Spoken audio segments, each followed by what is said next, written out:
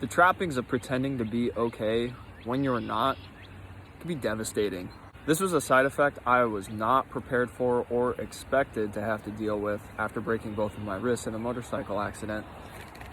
So I'm a health optimization coach, and I specialize in corrective exercise, one of the things I do. So I work with clients in person at a local gym. And a couple weeks after the accident, I was able to return to work in a limited capacity, but most of my clients aren't pushing crazy weight or anything, so there wasn't like a concern of safety, and the way that I program things too, safety isn't a concern. I did not expect how exhausting it would be to have the same conversations over and over again with not just my clients in that first week, but also running into people. I mean, they see you with 2 casts on, immediately, oh my God, what happened? And, so telling the story over and over again is whatever, it's tiring. But there was just so much emotional baggage that I was trying to work through in parallel.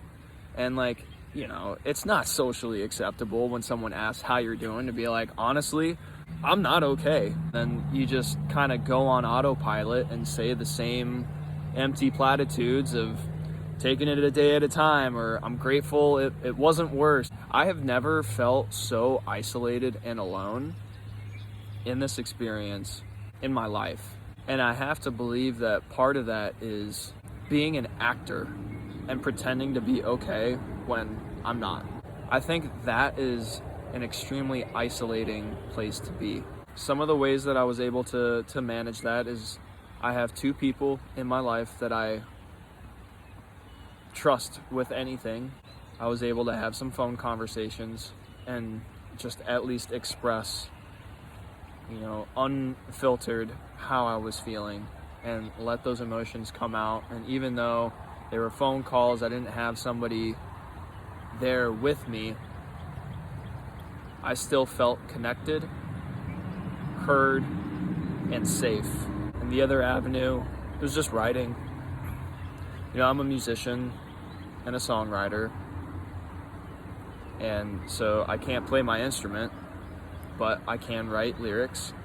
And so that was one of the ways that I was able to get out and express how I was feeling in the moment, and then have maybe just a little bit of optimism in knowing eventually those lyrics may become a song. If you have somebody to reach out to, I know it can be scary. You may feel like you're a burden to them, but if they care about you, you're not. If you don't have somebody, send me a message. You're not alone.